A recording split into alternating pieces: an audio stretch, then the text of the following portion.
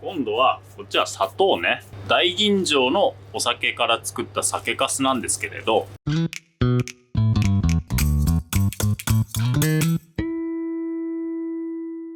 はい、銀だらの西京焼きということで、銀だらってね、名前は聞いたことがある方も多いかとは思うんですけれど、姿を見たことがある方も少ないかと思いますので、今日はこちらの銀だらを使って西京焼きの作り方を紹介しようかと思います。いつものようにまずはヒレをハサミで切り取りまして、それから鱗を取ってさばいて西京漬けを作っていきたいと思います。銀だらはね、細かめの鱗がびっしりとついていますので、鱗は金だわしでこすり取っていきますよと。銀だらってね、なんとなくタラという名前がつくので日本の魚のような気がしてしまうんですけれど、銀だらの場合はね、流通のほとんどが、アメリカだとかカナダだとかアラスカね、あっちの方の魚でして、国産でね、水揚げがあるとしたら北海道だとか青森だとか、寒い地域でね、ごくごく稀に水揚げがあるかなと。今回なんかは丸の状態で仕入れているんですけれど、流通のね、ほとんどはね、頭を落として内臓を抜いた状態で冷凍で出回る場合が多いですかね。これなんかはね、生の状態で流通するんですけれど、この内臓を抜いた状態で市場に届いて、それを買ってきて今日さばいていると。しっかりと鱗の掃除ができましたら、一度身を水洗いしてそこからさばいていきますよと。鱗を取る際はこういったね、ヒレの際、この辺りに鱗が残りやすいので、この辺ね、重点的にこすって取り残しがないようにしてくださいと。しっかりと水洗いしましたら、最後ね、こういった形で包丁で残った鱗をかき取りまして、頭を落としていきます。細かい鱗がびっしりとついていますんで、金だわしでね、取ったつもりでもね、身に鱗が残りやすいので、最後しっかりと確認して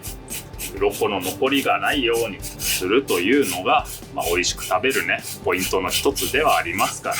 内臓を抜いた状態で流通するので、このね、お腹のこのペラペラな部分にはね、どうしても鱗が残りやすいので、この辺りね、しっかりと、鱗をかき取ってから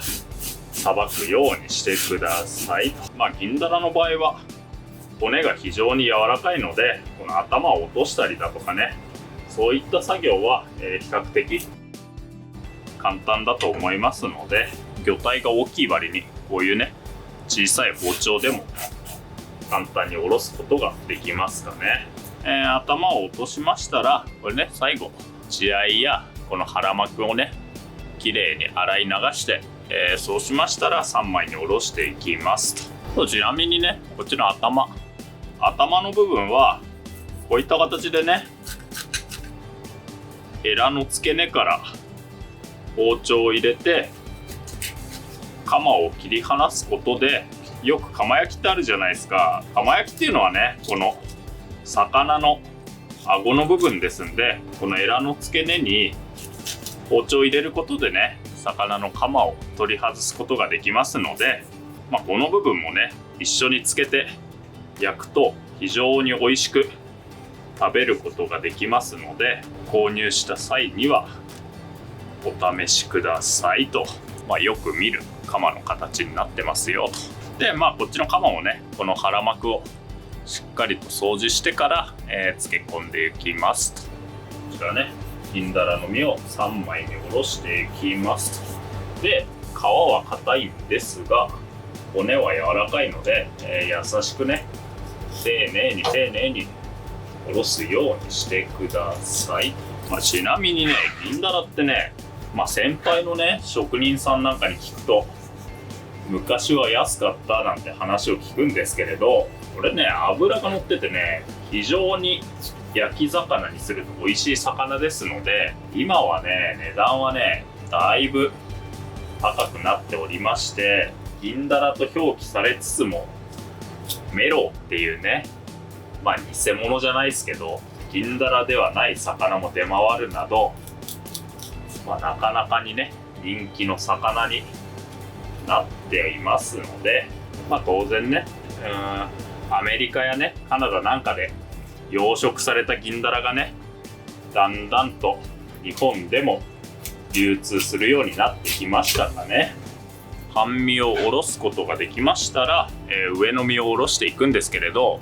こういったね大きい魚の場合は通常の三枚おろしのようにねこうひっくり返しておろすよりも裏おろしといってね、このまま魚体を上に向けたままさばいてしまった方がさばきやすいので、おろした身に対してそのままね包丁を入れて3枚におろしていきますと。この裏おろしのポイントはね、しっかりとね骨を手で押さえるということがポイントでして、骨のラインを見つけたら包丁はね、こういった形で少し上に力を入れながら左手でこっちの骨をしっかりと押さえて、この骨をたどりながら下ろしていくというのが裏おろしのポイントですかね。このラインを外しましたら身を裏返しまして、背中側も同様に包丁を入れていきますと。銀だらなんかはね結構冷凍の状態で流通するので、冷凍のね凍ってる身をね3枚におろそうとすると、この身が硬くて骨との境目がね分からなくて、変にね力が入って指を切るなんてことも往々にしてあるので、凍ったね銀だらをおろす際は結構注意しながらおろさないと意外とね怪我をしやすいので、そこだけね気をつけてください。両サイドねしっかりと包丁が入りましたら、最後ね残った骨を外していきますと。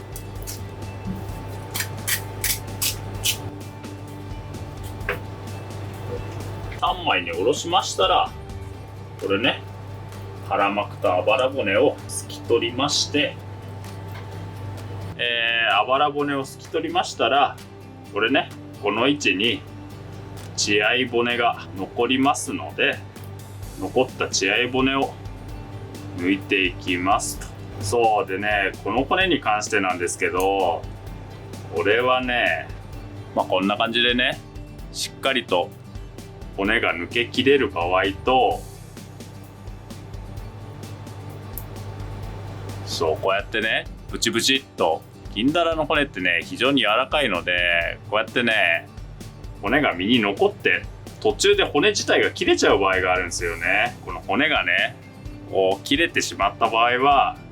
あまりね深く追いかけると身がどんどん割れていくので、これはね諦めてこのまま作業を続けていきます。血合い骨を抜き切りましたら、あとはね、好みの大きさに切り分けて西京味噌に漬け込んでと。このね切り身の大きさは食べやすい大きさに切ればいいと思うんですけれど、ポイントとしてはね、銀だらってねこの妙に水分が多いので、漬け込むとだいぶ縮むと。この身自体がねこう縮むということは意識した上で切り身にすると良いのかなとは思いますので、この辺はねもう好みの問題なので、切り身にしてる時にねこの間で切れてしまった骨がもし出てきたら、こうやってね骨抜きで抜けば多少はねケアもできますので、結構ねブチブチ切れるんで、この血合いの位置にね骨が出てくるんですよ。